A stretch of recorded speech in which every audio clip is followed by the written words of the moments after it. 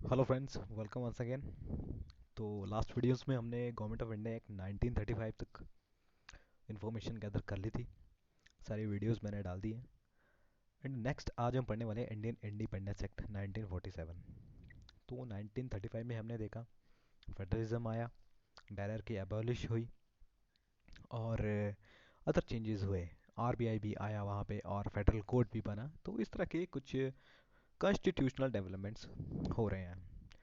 अब 12 साल बाद एक और एक्ट आ गया, इंडियन इंडिपेंडेंस एक्ट 1947। ठीक है। देखिए, अगर हिस्टोरिकल आप जाएंगे तो हिस्टोरिकल 1947 तक काफ़ी कुछ हो चुका है।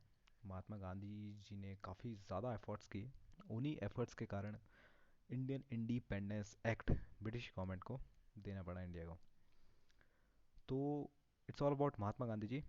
एंड जब आप हिस्ट्री पढ़ेंगे तो उनके बारे में ज़रूर पढ़िएगा। काफ़ी ज़्यादा एफर्ट किए हैं उन्होंने, जिनकी वजह से आप लोग जो है आज़ाद हैं। कहने को लोग कहते हैं कि उनकी वजह से कुछ कमी और खामियां छोड़ दी गई है, लेकिन लॉजिकली आप अगर देखेंगे, इमोशनली ना सोचेंगे, लॉजिकली देखेंगे तो आज महात्मा गांधी जी की वजह से ही हम आज़ाद अपने भारत देश में खड़े हैं। चलिए शुरू करते हैं इंडियन इंडिपेंडेंस एक्ट 1947। ठीक है सर। तो 20 फरवरी 1947 का समय था।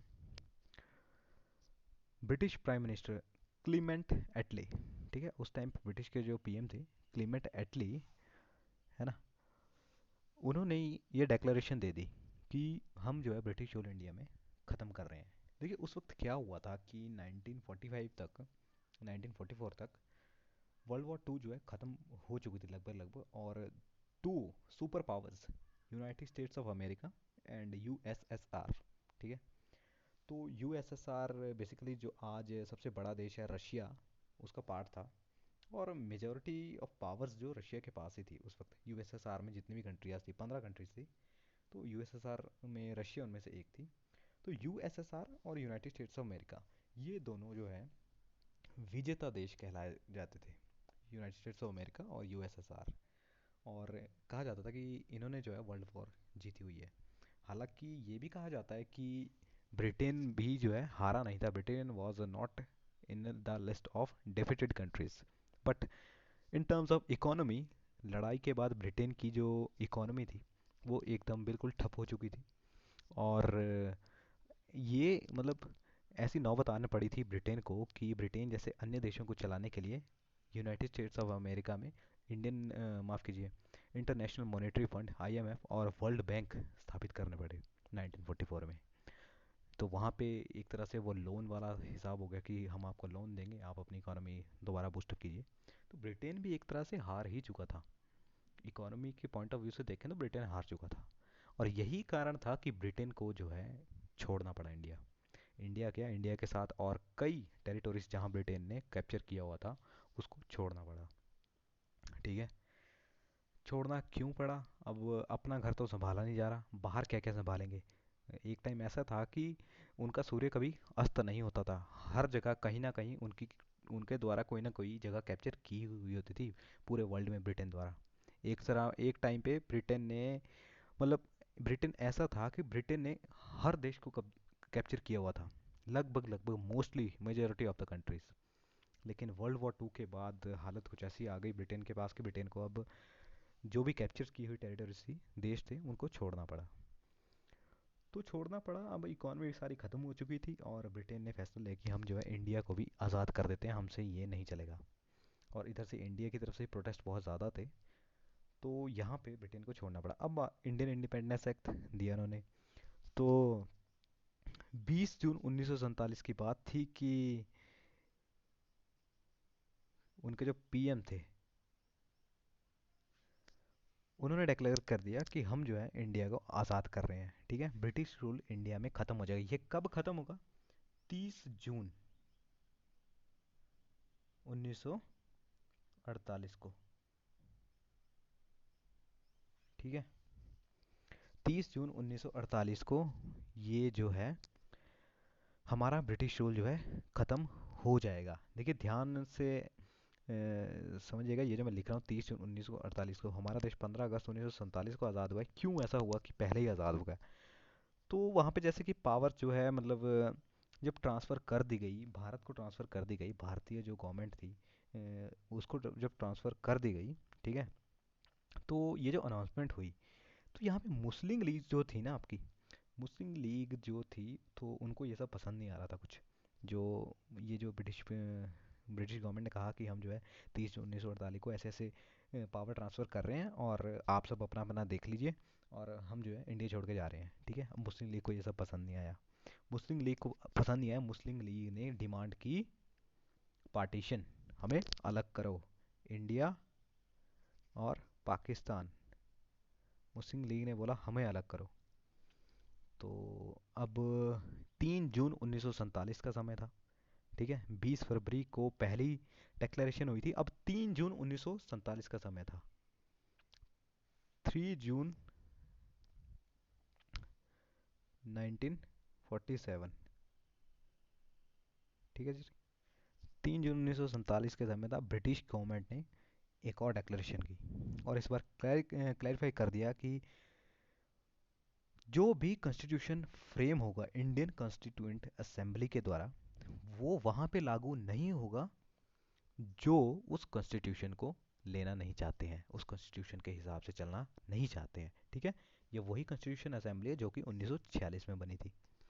तो ब्रिटिश गवर्नमेंट ने कहा कि ठीक है, 3 जून की बात है, 3 जून को ब्रिटिश गवर्नमेंट कहती है कि जो कॉन्स्टिट्यूशन आप बनाएंगे आप बनाइए, लेकिन आप उन्हीं लोगों के लिए बनाइए जो आपके साथ इस कॉन्स्टिट्यूशन के तहत रहना चाहते हैं। Which are not willing, they are not force to live according to this constitution that you will frame, ठीक है। जो आप कॉन्स्टिट्यूशन बनाएंगे आप उन्हीं पे वो लागू कीजिएगा जो चाहते हैं। ओके। तो ये जो है ब्रिटिश गवर्नमेंट ने 3 जून 1947 को घोषणा कर दी गई।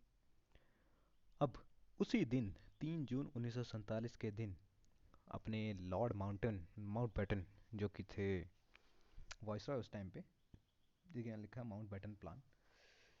लॉर्ड माउंटबेटन जो कि वाइसरॉय थे इंडिया के, तो उन्होंने पार्टीशन प्लान लाया। देखिए ये माउंटबेटन प्लान ही है जहाँ से इंडिया और पाकिस्तान जो है अलग हुए। तो लॉर्ड माउंटबेटन ही थे जो पार्टीशन प्लान लेके आए, जिन्होंने इंडिया और पाकिस्तान को अलग करवा दिया, टुकड़े करवा दिए, ठीक है सर। और ये प्लान जो था कांग्रेस ने एक्सेप्ट भी कर लिया था। इसकी कुछ शर्तें थी। आप हिस्ट्री जब पढ़ेंगे, मॉडर्न हिस्ट्री जब पढ़ेंगे, तो मॉडर्न हिस्ट्री में एक एक शर्त लिखी हुई थी कि क्या क्या शर्तें रखी गई तभी हम ये प्लान एक्सेप्ट करेंगे। तो इसकी कुछ शर्तें थी, ठीक है। लेकिन उन शर्तों को मतलब मान के कांग्रेस ने किसी तरह ये प्लान एक्सेप्ट कर लिया, ठीक है। और मुस्लिम लीग ने जैसे ही ये प्लान एक्सेप्ट किया, उसी वक्त दंगे होना शुरू हो गए। कुछ मुस्लिम लोग पाकिस्तान में भागना शुरू हो गए, कुछ इंडिया में आना शुरू हो गए, हिंदू इधर उधर होना शुरू हो गए। और 1947 की बात है, और ये जैसे प्लान आया तो इंडिया और पाकिस्तान के दो टुकड़े हो गए, ठीक है सर। अब चलते हैं मेन फीचर्स कि इस इंडिपेंडेंस एक्ट में क्या क्या कॉन्स्टिट्यूशनल रिफॉर्म्स आए, ठीक है। According to the examination point of view क्या क्या कॉन्स्टिट्यूशनल रिफॉर्म्स आए, ठीक है। ठीक है, ब्रिटिश रूल तो ख़त्म किया, और इंडिया को एक इंडिपेंडेंट कंट्री प्रोक्लेम कर दिया गया ब्रिटिश गवर्नमेंट के द्वारा, एक सोवरेन स्टेट। कब?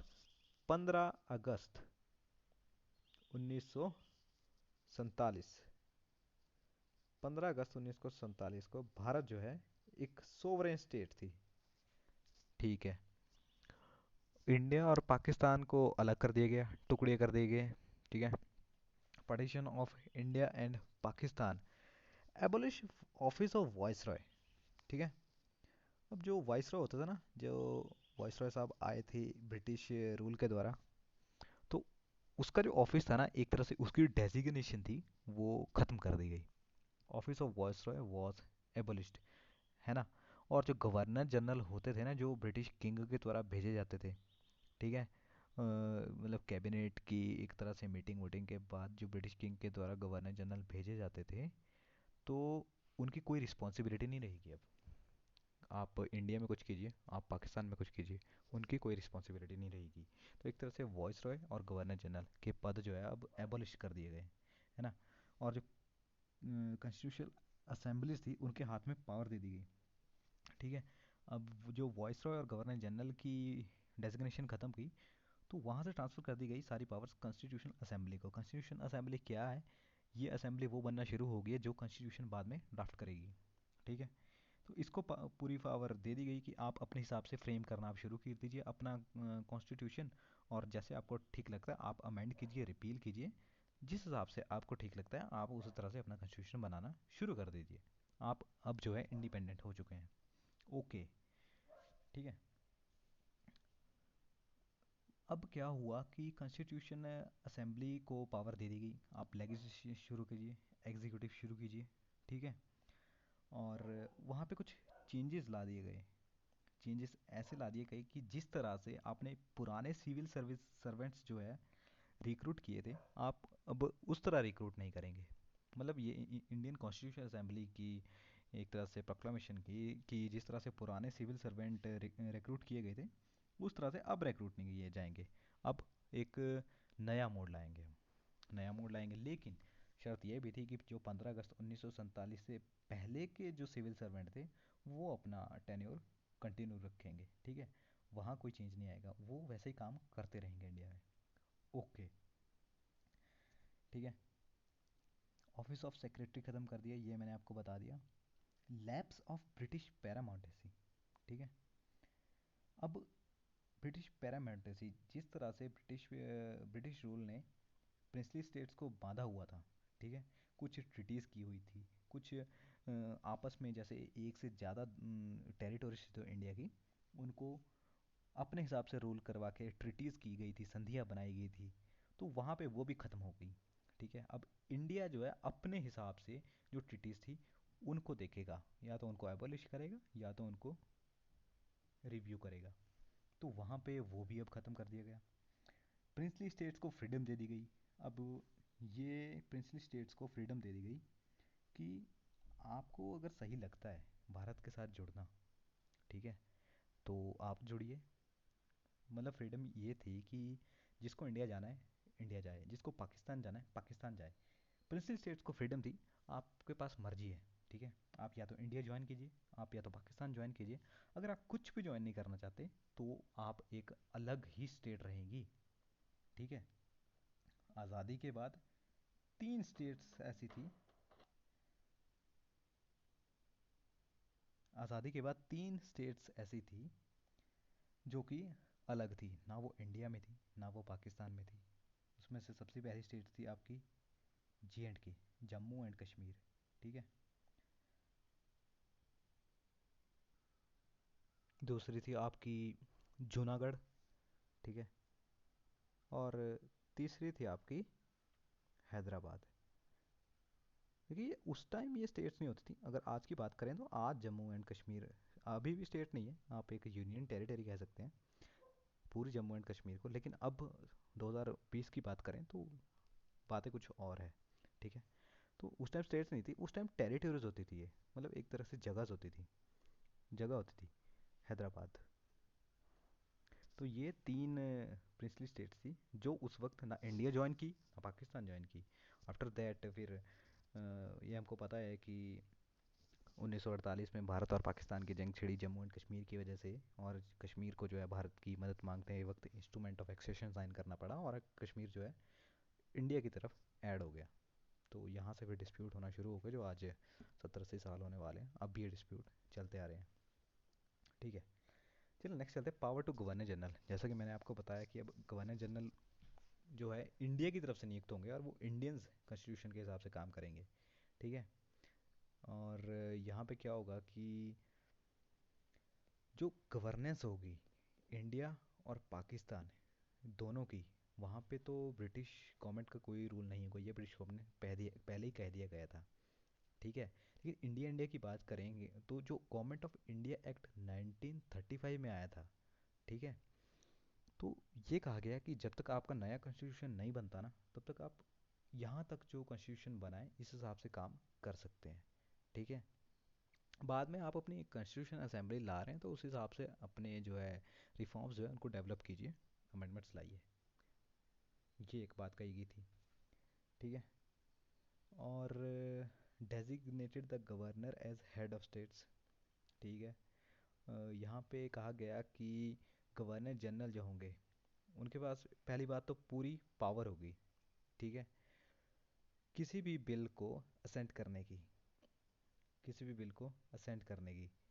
प्लस गवर्नर जनरल इंडिया का, सेंटर का और स्टेट्स के, प्रोविंसेस के, ठीक है, उनको हेड ऑफ द स्टेट्स कहा जाएगा। लाइक जैसा कि प्रेसिडेंट का जो दूत होता है गवर्नर हर स्टेट में, तो उसी तरह की बात थी कुछ, कि स्टेट्स में आपके जो गवर्नर होंगे वो उन स्टेट्स के हेड कहला जाएंगे। उस वक्त सीएम जैसा फंडा आया नहीं था, तो गवर्नर ही जो होते थे जो कि स्टेट हेड ऑफ स्टेट कहला जाते थे, ठीक है। उनको काम करना पड़ता था किसकी एडवाइस पे, काउंसिल ऑफ मिनिस्टर्स की एडवाइस पे हर मैटर के अंदर, ठीक है। और थोड़ा आगे चलें तो यहाँ पे जो अब क्या हुआ कि टाइटल जो था एक एम्पर ऑफ इंडिया, जो मतलब एक रॉयल टाइटल आए हुए थे इंग्लैंड से, वो टाइटल सारे ख़त्म कर दिए गए। इंडिया अब एक आज़ाद देश था, ठीक है। जैसे पहले होता था ना ब्रिटिश इंडिया, कहीं भी गेम्स वगैरह में भी जाते थे तो इंडिया के साथ ब्रिटिश लगा होता था, ब्रिटिश इंडिया, तो वो अब ख़त्म कर दिया गया। अब एक इंडिया था, ये टाइटल ख़त्म कर दिया गया, ठीक है। सिविल सर्वेंट्स का भी बता दिया मैंने आपको कि सिविल सर्वेंट्स का जो रिक्रूटमेंट प्रोसीजर था वो चेंज हुआ, लेकिन जो पुराने 15 अगस्त 1947 से पहले से काम कर रहे थे वो अपना टेन्योर कंटिन्यू रखेंगे। ओके। तो अब बस यहाँ पे हुआ 14 और 15 की मिडनाइट को ब्रिटिश रूल जो है भारत में ख़त्म कर दिया गया। भारत और पाकिस्तान दो अलग देश बन गए। 14 अगस्त 1947 को पाकिस्तान आज़ाद हो गया, 15 अगस्त 1947 को भारत आज़ाद हो गया। 14 अगस्त 1947 को पाकिस्तान का इंडिपेंडेंस डे होता है, 15 अगस्त 1947 को भारत का, ठीक है। Lord Mountbatten become the first governor general of the India, ठीक है, न्यू डोमिनियन ऑफ इंडिया, ठीक है। ओके। हालांकि ये भी चले गए थे कुछ टाइम बाद। उसके बाद जवाहरलाल नेहरू जी थे वो पीएम थे। और फिर जो कॉन्स्टिट्यूशन असेंबली 1946 में काम कर रही थी उसने अपना काम किया, कॉन्स्टिट्यूशन पूरा डाटा उठाया, 2 साल 11 महीने 18 दिन में वो कॉन्स्टिट्यूशन, यहाँ जो है कॉन्स्टिट्यूशन बन गया था, ड्राफ्ट हो चुका था। तो यहाँ पे जो हिस्टोरिकल बैकग्राउंड हमारा ख़त्म होता है। अब हम नेक्स्ट शुरू करेंगे इंडियन पॉलिटी। आजकल जो गवर्नेंस है वो किस बेस पे होती है, वो ये तो था हिस्टोरिकल बैकग्राउंड, ठीक है। तो अब हम शुरू करेंगे आजकल की गवर्नेंस किस बेस पे होती है। अब रैंडमली टॉपिक उठाऊंगा मैं, मोस्ट प्रोबेबली मैं सोच रहा हूँ पंचायती राज शुरू करूँगा मैं, ठीक है। फंडामेंटल राइट्स वगैरह ये सब चीज़ें भी कवर करूँगा, लेकिन सबसे पहले मैं पंचायती राज उठाऊँगा, ऐसा मैं सोच रहा हूँ, ठीक है। तो चलिए मिलेंगे नेक्स्ट वीडियो में, तब तक के लिए धन्यवाद।